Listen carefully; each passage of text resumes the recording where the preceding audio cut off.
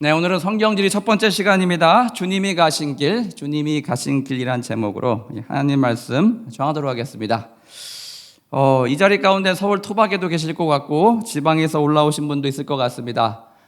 만약 서울에 얼마나 오래 살았는가를 평가할 수 있는 지표가 있다면 바로 이것인 것 같습니다. 지하철역 이름을 듣고 서울에 대충 어디쯤인지를 알 수 있는가 모르는가, 그것일 것 같습니다. 또 여러분, 운전하시는 분들에게는 한강에 있는 저 수많은 다리를 순서대로 외울 수 있는지 기억하는지가 아마 관건이 될 것 같습니다. 제가 토론토에 가서 얼마 안 되었을 때 중고 거래를 할 일이 있었습니다. 통화로 서로의 위치를 묻고 있는데 상대방 위치가 이렇게 얘기하더라고요. 영앤 에글링턴이래요. 이게 뭔 소린가? 처음에 이랬어요. 여러분, 북미의 도시들은 다 신도시들입니다. 유럽의 신도시라고 생각하시면 돼요. 우리가 강남 가면 도로가 어떻습니까? 강남도 계획도시죠. 이렇게 네모판, 바둑판 모양으로 그렇게 생겼다는 거예요. 저들은 그렇게 바둑판 모양으로 모든 도로가 생겼기에 세로로 난 길을 뭐라고 부르냐? 무슨 고유 도로명 뒤에 스트리트라고 부르고 가로로 난 길을 도로명 뒤에 에비뉴라고 그렇게 부르고 있습니다. 위에 영앤 에글링턴은 그러니까 영 스트리트가 있는데 거기에 에글링턴 에비뉴, 바로 그 두 지점이 만나는 곳에 본인이 있다라고 저에게 이렇게 알려주더라고요. 근데 여러분, 이 문화 속에서는 뒤에다가 스트리트니 에비뉴니 뭐 이것도 너무 기니까 다 생략하고 그냥 도로명 두 개만, 가로 세로 도로명 두 개만 불러주는 것이었습니다. 수학으로 얘기하자면 2,4야, 내 위치는 1,1이야, 이런 식으로 좌표를 알려주는 것이었어요. 여러분, 그곳에 간지 얼마 되지 않은 제가 그 수많은 길을 외웠겠습니까? 알고 있을 리가 없잖아요. 그럼에도 불구하고 여러분, 위치를 설명할 때 이런 텃세 아닌 텃세가 저들 문화 속에 있더라고요. 제 위치를 물어보는데 너는 어딨냐요? 영앤, 저는 칼리지에 있었거든요. 그때 도로명 이름을 몰라가지고 저는 도저히 알려줄 수가 없었어요. 무슨 얘기냐? 네가 이 도시에 왔으면, 네가 로마에 쓴 로마법을 따라다니는 것처럼 네가 이 도시에 왔으면 이 길 이름을 빨리 외우라는 거예요. 왜 갑자기 생뚱맞게 토론토 얘기를 하냐고요? 그것은 바로 여러분에게 도로의 중요성에 대해서 알려주고 싶기 때문입니다. 어떤 도로요? 성경에 나오는 이스라엘 도로에 대해서 설명해 드리고 싶습니다.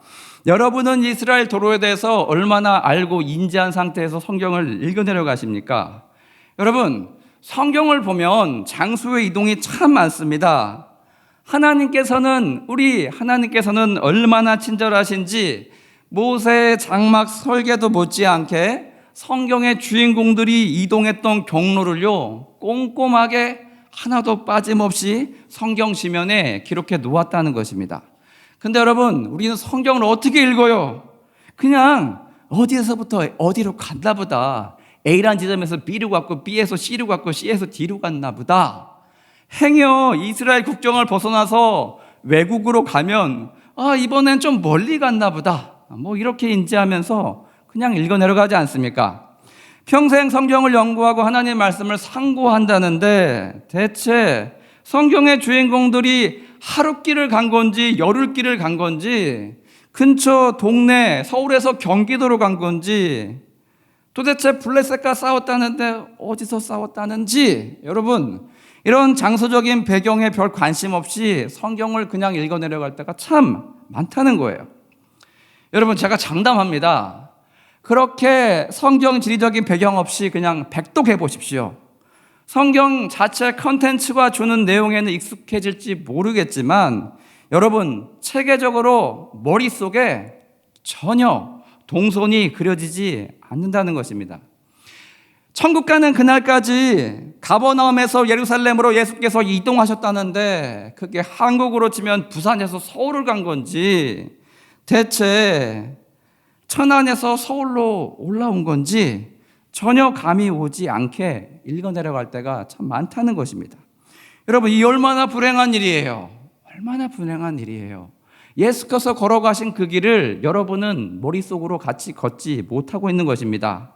또 여러분, 대적이 쳐들어왔다는데 이게 옛날 우리 조선으로 치면 일본이 밑에서 쳐들어온 건지 만주에서 오랑캐가 쳐들어온 건지 북쪽에서 쳐들어온 건지 전혀 모르고 그냥 전쟁이 났나 보다, 어디선가 났나 보다, 이렇게 여러분 스토리 위주로, 이벤트 위주로 읽어내려갈 때가 우리는 참 많다는 것입니다. 그래서 여러분, 성경을 스펙타클하게 여러분 넷플릭스 한번 시작하면 멈추기 힘들죠. 머릿속에도 동영상이 막 돌아가는 것처럼 그렇게 재밌게 읽어내려가려면 여러분 머릿속에 적어도 지리적인 배경이 있어야 한다는 것입니다. 이를 위해서 오늘 첫 번째 시간으로 이스라엘에 있는 길들, 즉 도로에 대해서 알아보도록 하겠습니다. 제가 위에서 토론토 이야기를 꺼낸 이유가 바로 여기 있어요. 이스라엘 도로는 참 인간적입니다. 그렇게 많지가 않아요, 여러분. 세로로 중요한 도로 3개와 가로로 중요한 도로 3개를 외우면 됩니다. 여러분, 이 3x3, 3 곱하기 3, 이 바둑판 같은 요 안에 창세기부터 복음서에 이르기까지 모든 중요한 일들이 다 그 안에서 일어나게 되었기 때문이에요. 여러분이 창세기부터 성경을 읽어나갈 때 늘 한 가지 간과하고 있는 것이 있어요. 여러분이 설마 그랬을까라고 간과하고 머릿속에 상상하지 않고 있는 것이 있습니다. 그것은 바로 여러분, 성경의 그 어떤 주인공들도 없는 길을 만들어내면서 뚫으면서 광야 가운데로 그렇게 이동하지 않았다는 것입니다. 물론 여러분, 다윗이 사울왕의 칼날을 피해서 10년간 유다 광야와 네게브 광야를 숨어들었을 때는 결코 유명한 길로 다니면 안 됐겠죠. 그랬다가는 잡혀 죽었겠죠. 이런 특별한 사정이 있는 경우를 벗어나서 모든 성경의 인물들은 이미 닦여져 있는 길 위로 이동했다, 움직였다, 그렇게 보시면 되겠습니다. 먼저 여러분, 아까 세로, 스트레이트, 남과 북, 즉 세로로 난 이 세 길에 대해서 한번 알아보겠습니다. 영어식 표현으로 스트리트에 해당하는 이 3길이 있었음을 여러분은 반드시 기억하시길 바랍니다. 이것은 상식으로 기억해 주었으면 좋겠습니다. 여러분, 이 세 도로명은 첫 번째, 여러분 보시기에 이쪽, 지중해 이쪽에 있다 치고요. 해변길, 1번 해변길이 있고 2번 왕의 대로가 있고 그 가운데 3번 족장길이 있었다는 것입니다. 여기서 여러분 1번 해변길과 왕의 도로는 오늘날로 치면 고속도로와 같은 그런 큰 길이었어요. 국제 도로였습니다. 그 길의 크기도 컸을 뿐만 아니라 이스라엘 민족의 다른 수많은 이스라엘을 둘러싸고 있던 수많은 다른 나라의 사람들도 자주 이용했던 바로 그 두 길이라는 거예요. 반대로 3번 가운데에 있는 족장길은 산지 위 등선을 따라서 난 길입니다. 오늘날 개념으로 치면 여러분, 산 위에 누가 고속도로를 내겠습니까? 국도에 해당하는 아주 작은 길이라고 생각하시면 되겠습니다. 한국으로 치면 태백산맥을 남과 북으로 잇는 길이니 그 험난한 산지 위에 넓은 도로, 큰 길이 있을 리 없지 않았겠습니까? 자, 첫 번째로 우리가 오늘 이 새벽 다 같이 살펴볼 그 길은 해변길입니다. 해변길. 비아 마리스라고 부릅니다. 비아가 뭐예요? 무엇을 통하여. 마리스는 뭐예요? 바다. 바다를 통해서 난 길이란 뜻이에요. 자, 여러분, 이 해변길은 이집트 고센 지역 하면 뭐가 생각나십니까? 고센에서 시리아에 있는 다마스커스까지 길게 이어져 있는 그런 길입니다. 여러분, 이 도로 시발점 고센은 어디예요? 야곱의 온 가족이 요셉이 총리로 있던 이집트에 이민을 갔을 때 바로의 은혜 가운데 정착했던 목축하기 아주 좋은 땅이었습니다. 연희 여러분, 이 도로의 종착점은 어디예요? 남쪽이 고센이었고 저 북쪽은 다마스커스였어요. 다마스커스는 어디 나옵니까? 다메섹이죠. 사도행전에 나오는 바로 다메섹입니다. 사도 바울이 예수 믿는 자들을 잡으려고 체포영장을 가지고 저 멀리 타국까지 시리아 수도 다메섹까지 살기가 등등해서 가던 그 길 중에 예수의 영을 만나서 더 이상 사울이 아닌 바울로 변화받았던 바로 그 도시를 이야기합니다. 즉 여러분, 해변길을 이집트에서 시작해서 이스라엘 영토 지중해를 끼고 통과해서 저 멀리 북쪽 시리아에서도 다마스커스까지 쭉 이어진 국제 도로였다는 것입니다. 지금까지 내용을 한번 그림으로 봅시다. 간사님 한번 보여주세요. 이게 큰 그림이에요. 큰 그림. 보시면 동남쪽, 여러분 보시기에 저 코너, 홍해 쪽 있지 않습니까? 그쪽이 이집트겠죠. 이집트에서 발원해서 지중해를 끼고 쭉 올라갑니다. 이스라엘을 통과해서 저 위에 빨간 점으로 찍혀 있는 그곳이 바로 다메섹이라는 거예요. 네. 다음 사진 보여주세요. 네. 이번은 입체적으로 보여드리겠습니다. 사람마다 이해하는 게 틀리니까. 이번엔 좀 더 당겨서 이스라엘 땅만 보겠습니다. 해변을 따라서 쭉 올라가다가 갈멜산 앞에서 꺾입니다. 꺾여서요, 대각선 방향으로 약간 틀어서 올라가죠. 올라가는데 그 옆에 호수가 하나 있습니다. 저게 그 유명한 갈릴리 호수예요. 자, 그리고 저 맨 끝에 보시면 왕의 대로가 보입니다. 제가 방금 얘기했던 왕의 대로. 그 다음에 그 가운데 족장의 길, 산 위로, 예루살렘이 표시되어 있는 그 산 위로 족장의 길이 저렇게 나 있었다는 것입니다. 다음 사진. 네. 이렇게 얘기해도 이해가 어려우신 분들 평면으로 보여드리겠습니다. 평면으로 해변길, 쭉 해변을 따라 올라갑니다. 한번 꺾이죠. 꺾여서 갈릴리 호수 서편으로 올라갑니다. 저 빨간색 길은 바로 왕의 대로입니다. 왕의 대로가 올라가고 있고, 가운데 녹색 길이 바로 산 위로 난 족장의 길이라 이렇게 보시면 되겠습니다. 네, 감사합니다. 자, 더 진도를 나가기 전에 여러분이 상식으로 알아둬야 될 비밀이 하나 있습니다. 성경에 등장하는 지명 중에 다른 여러 이름으로 불리지만 결국은 같은 곳을 뜻하는 그런 명칭이 참 많다는 것입니다. 신약의 갈릴리 호수, 그 유명한 갈릴리 호수를 예로 한번 들어봅시다. 여러분, 갈릴리 호수는 왜 갈릴리 호수라고 불렀습니까? 이스라엘은 세 블록을 하나, 둘, 세 개를 쌓아 올린 형태로 생겼습니다. 길쭉해요. 네. 맨 밑에부터 유다 도, 가운데가 사마리아 도, 맨 북쪽이 뭐예요? 갈릴리 도라고 보시면 되겠습니다. 여러분, 성경은 근데요, 우리처럼 친절하게 갈릴리 뒤에다가 도자를 붙이지 않고 있어요. 네. 서양식으로 서양은 뉴욕 적혀 있으면 무슨 뜻이에요? 뉴욕주에 있는 뉴욕시라는 뜻이에요. 마찬가지로 갈릴리를 표현할 때 도라고 붙이지 않고 여러분의 갈릴리라고 부르면 이스라엘 세 지역 중에 맨 북쪽에 있는 맨 상단에 있는 그 지역의 도 이름을 얘기하고 있구나라고 여러분이 아시면 좋겠습니다. 그래서 여러분, 성경 지면에 보면 항상 이렇게 나와요. 갈릴리 베사다야, 갈릴리 가버나움. 무슨 뜻이에요? 갈릴리 도에 있는 가버나움 시를 얘기하고 있는 것입니다. 네. 유다 베들레헴아, 왜 이렇게 불러요? 유다 도에 있는 베들레헴 시를 얘기하고 있는 것입니다.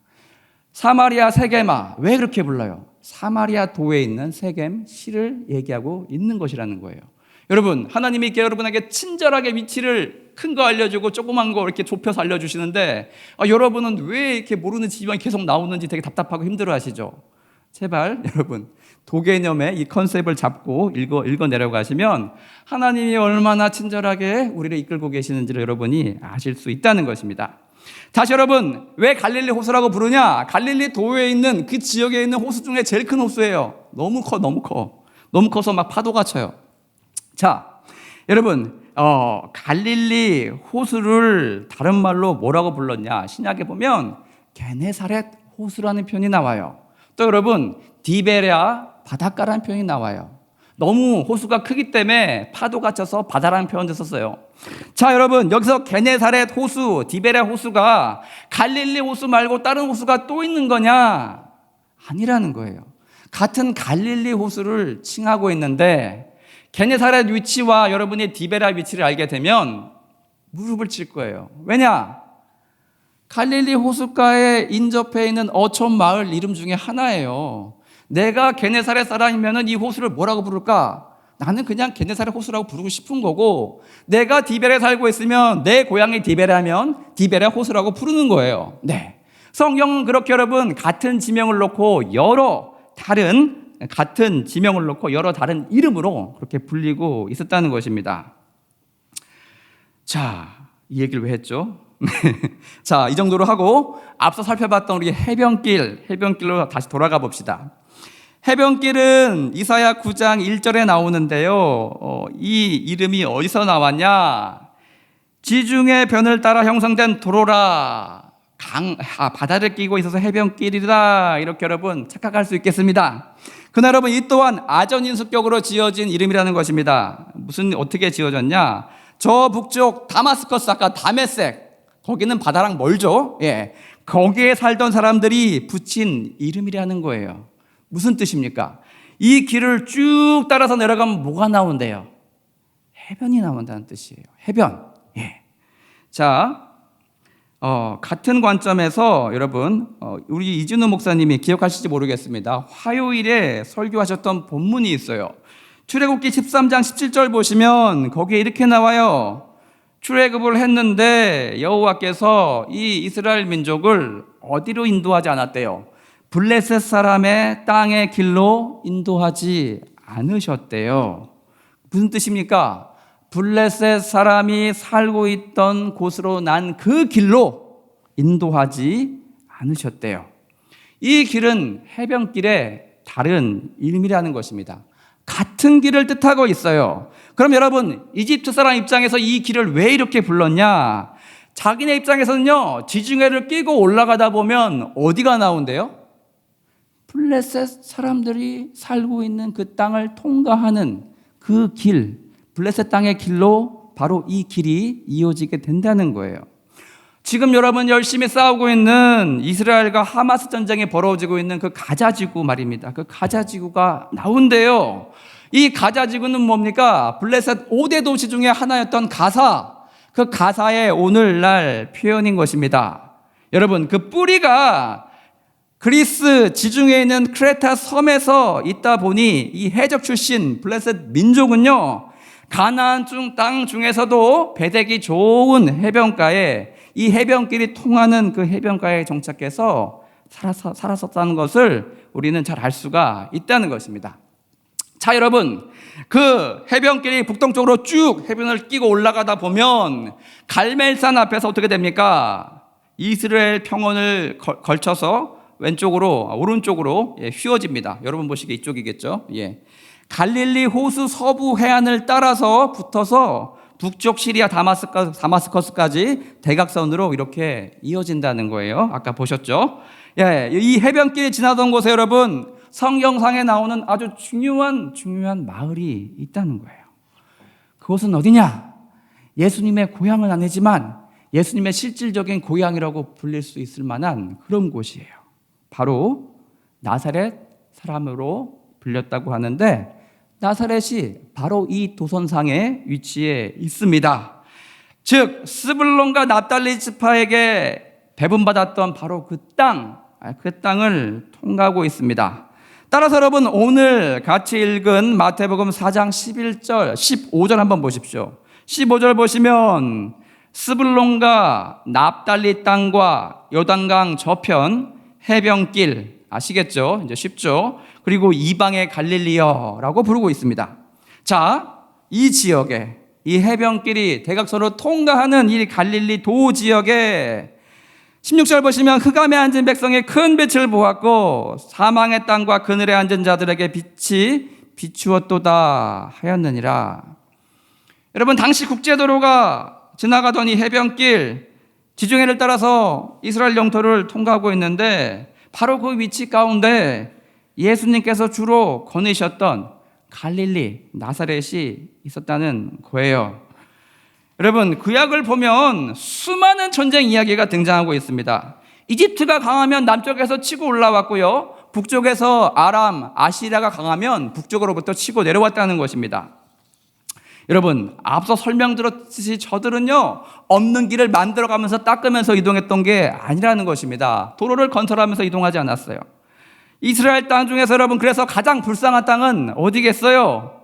이 해변길이 대각선으로 가로질러서 통과하고 있는 이 갈릴리 지역이었다는 것입니다. 자, 여러분 이스라엘을 상중하로 3분동했을 때 갈릴리도 사마리아도 유다도 이 세 가지로 나뉜다고 했습니다. 근데 유독 갈릴리 땅만이 이 전쟁의 화막 가운데 원하든 원하지 않든 자주 유린당하는 그런 형국에 놓여 있었다는 것입니다. 그래서 성경이 뭐라요? 흑암에 앉은 백성이래요. 사망의 땅과 그늘에 앉은 자들이래요. 여러분 이 표현이 이제 이해 가시죠? 연희 여러분, 한국사도 그렇습니다. 지금은 두만강 압록강이 북한과 중국을 가로지르는 국경을 이루고 있습니다. 북쪽의 침략을 막아내기 위해 쌓았던 여러분 고려의 천리장성을 기억하십니까? 그 천리장성은요 지금의 국경선보다 훨씬 밑쪽에 있었어요. 아래쪽에, 즉 평양 바로 위쪽에 위치했었어요. 무슨 뜻입니까? 나라의 힘이 세면 뭐 만주까지도 잡아먹고 뭐 이랬지만 나라의 힘이 약하면 평양을 간순히 사수할 정도까지 그렇게 많이 자주 밀렸다는 것입니다. 마찬가지로 여러분 갈릴리 지역은 어떻겠어요? 이스라엘의 고단한 역사 가운데 이방 땅이었던 적이 많이 있었다는 것입니다. 그래서 갈릴리를 부를 때 뭐라고 불러요? 이방의 갈릴리요 라고 이렇게 부르고 있습니다. 자, 흑암과 사망에 자주 앉아있던 이스라엘에서도 가장 불쌍한, 가장 소외된 이 백성들에게 뭐가 임했대요? 큰 빛이 임했대요. 예수님께서 오셔서 그 땅 가운데 거의 평생을 사셨다는 것입니다. 여러분, 이 얼마나 큰 위로입니까? 예수님은 이스라엘 땅 중에서 가장 힘든 곳에, 가장 어려운 지역에, 그 지역에 주로 함께 거하셨다는 거예요. 또 여러분, 그 땅에서 가장 많은 이적과 기사와 치유를 행해 주셨다는 것입니다. 왜 그 땅에 가서 사셨게요? 그 땅을 위로하고 싶어서. 그렇게 여러분 가장 힘든 곳에 예수께서 가셔서 함께 거하셨다는 것입니다. 여러분, 이 해변길은 갈릴리 호수 서쪽을 끼고 북상하고 있는데요, 그 길가에 한국의 평양에 해당하는 가버나움이란 큰 도시가 있었습니다. 갈릴리 도의 가장 대표 도시, 큰 도시라고 할 수 있겠습니다. 이 도시를 지나서 수리아, 즉 시리아, 곧 아람으로 길이 이어지고 있다는 거예요. 여러분, 이 길이 과거에만 있고 지금은 없냐? 아니라는 것입니다. 현재 해변길이라고 여전히 불리고 있어요. 비아 마리스라고 불리고 있고, 현재 이스라엘의 6번 고속도로가 동일하게 이 선상을 따라서 놓여 있다는 것입니다. 여러분, 혹시 앞으로 성지순례를 가기로 계획하고 꿈꾸시는 분들 지금 내용을 잘 기억해 놓으시기 바랍니다. 길어야 3, 4일, 일주일 뭐 이 정도 남짓 있다고 오실 것 같은데, 여러분 아시는 만큼 보인다는 거예요. 내가 알고 있는 만큼 그 땅에 가야 그 땅이 보인다는 것입니다. 자, 여러분 아침부터 헤비하죠. 이번 두 번째 왕의 대로 킹스웨이, 더 킹스 하이웨이에 대해서 알아보겠습니다. 마찬가지로 여러분 고속도로, 국제도로에 해당하는 아주 큰 길이었습니다. 왕의 대로는요, 시발점, 북쪽의 마지막 종착점은 똑같아요. 다마스색을 시작으로 해서 이번에는 밑으로 쭉 내려옵니다. 옆으로 휘거나 하지 않고 다메섹에서 밑으로 쭉 곧게 내려옵니다. 요단강 동편, 요단강 동쪽, 지금 무슨 나라가 있어요? 요르단이 위치해 있습니다.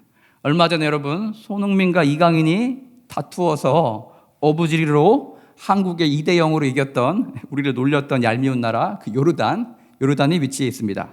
여러분, 이 고원지대를 남북으로 곧게 통과하는 도로가 바로 왕의 대로인 것입니다. 왕의 대로도요, 성경에 여러 가지 이름으로 등장하고 있어요. 민수기 14장 25절 보시면 홍해길이라고 나오고 있고요. 민수기 20장 19절 보시면 간단하게 대로, 큰 길이라고 표현하고 있습니다. 민수기 21장 33절, 신명기 3장 1절에 보시면 바산길, 바산을 통과하는 길이라고 그렇게 이야기하고 있고, 또 왕하 3장 8절 보시면 에돔 광야길이라고 표현하고 있습니다. 여러분, 다 다른 표현인데 한 도로, 바로 이 도로, 왕의 대로를 다른 각 지역에 속한 사람들이 부르는 명칭이라는 거예요.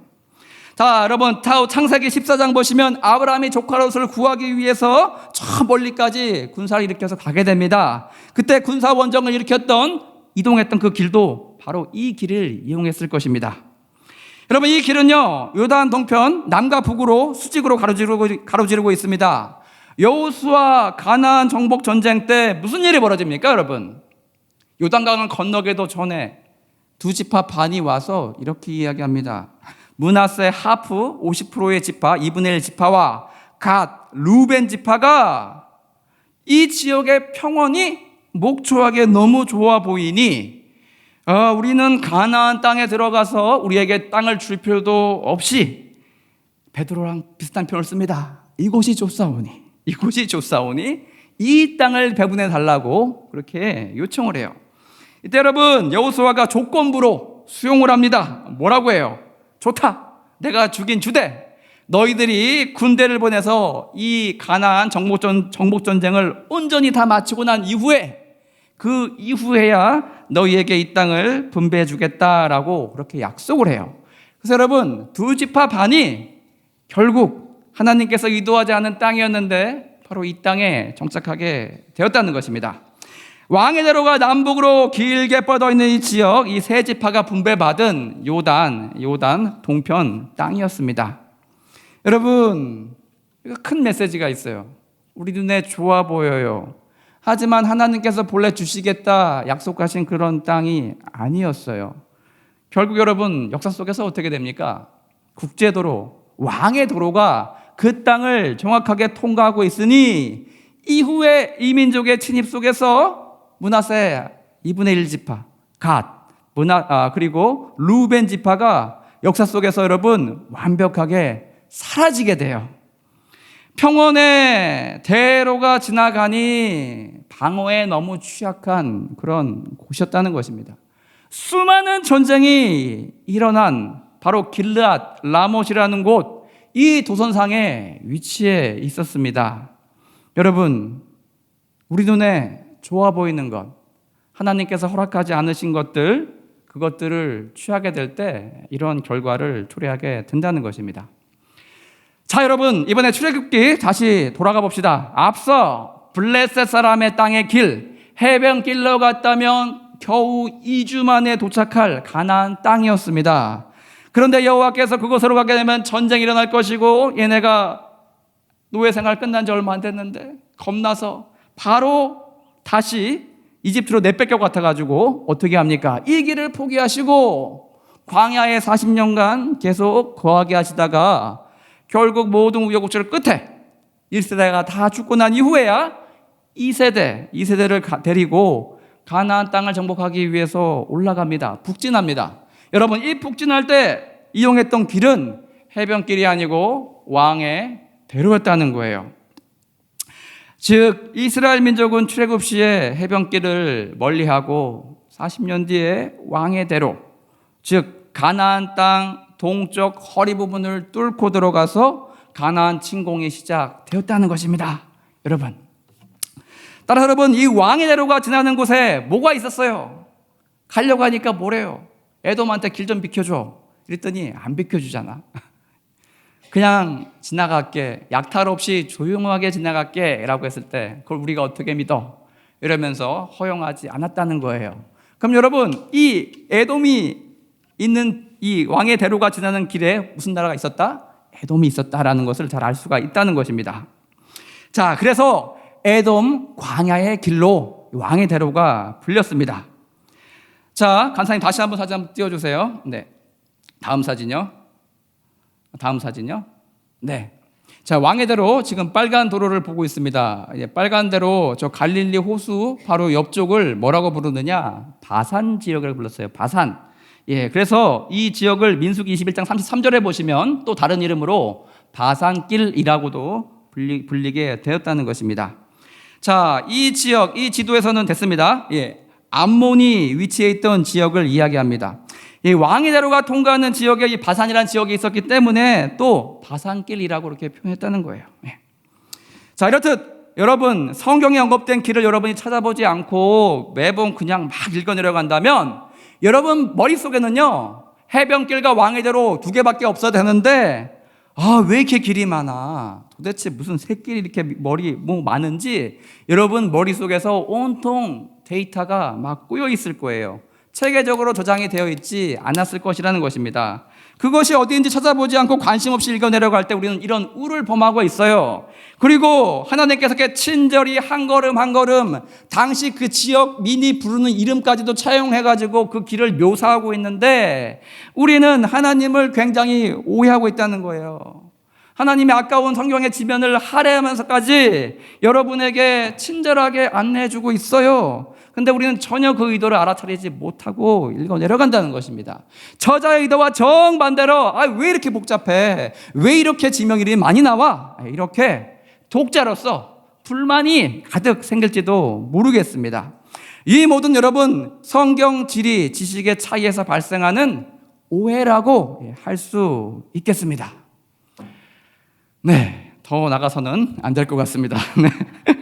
예, 3번 족장길, 내용도 더 많고 복잡하기 때문에 다음 시간에 다뤄보도록 하겠습니다. 오늘의 말씀 정리하겠습니다. 오늘은 함께 이스라엘을 관통하던 두 국제도로, 큰 도로에 대해서 살펴봤습니다. 하나는 지중해 해변길로 난 해변을 끼고 있는 해변길이었고요. 하나는 요단 동쪽 동편을 관통하는 왕의 대로였습니다. 자, 여러분 이 두 길을 머릿속에 잘 기억해 놓으시길 바랍니다. 연희 여러분 해변길 쭉 잘 올라오다가 갑자기 꺾어지면서 관리리를 관통하는 그 길 가운데 저와 여러분이 너무나 사랑하는 우리 예수님께서 나사렛, 바로 거하셨던 그 동네가 있었다는 것입니다.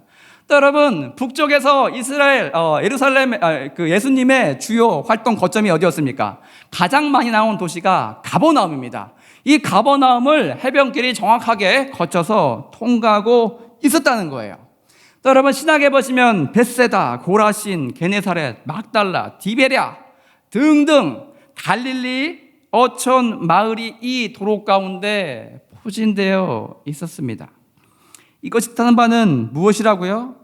예수님께서 이스라엘 가운데서도 가장 불쌍한 땅, 국률이 필요한 땅에 오셔서 함께 거하시고 사셨다는 거예요. 가장 도움이 필요한 곳에 가셔서 수많은 사람들을, 병자들을 일으키고 가장 가난한 동네에 가셔서 저들을 부하게 그렇게 먹을 것을 채워주셨다는 것입니다. 여러분 우리의 인생도 마찬가지인 것 같아요. 예수님께 불쌍함을 입게 된다면 우리 인생의 모든 문제가 풀립니다. 응답을 받는 그런 기적이 우리 삶 가운데 임하게 된다는 것입니다. 오늘 이 새벽 우리 주님 앞에 나와서 우리의 마음을 토로하시기 바랍니다. 토로하실 때 하나님 앞에 어떻게 하겠어요? 여러분 다윗은 왕이었지만 큰 팔을 벌리고 바닥에 누운 채 얼굴을 땅에 대고 그렇게 하나님 앞에 정말 가장 낮고 낮은 상한 심령을 가지고 아버지께 기도하며 그렇게 구했었습니다. 하나님께서는 분명 이를 멸시치 않으시고 받아주실 것입니다. 오늘 이 새벽 그렇게 모두 하나님 앞에 우리의 간절한 기도의 제목들, 그 제목들 가운데 우리 주님의 불쌍함을 입는, 그래서 하나님의 은혜와 응답이 있는 은혜 시간 되어지길 주님의 이름으로 축원드립니다. 아멘. 우리 다 같이 아무것도 두려워 말라 찬양하시겠습니다.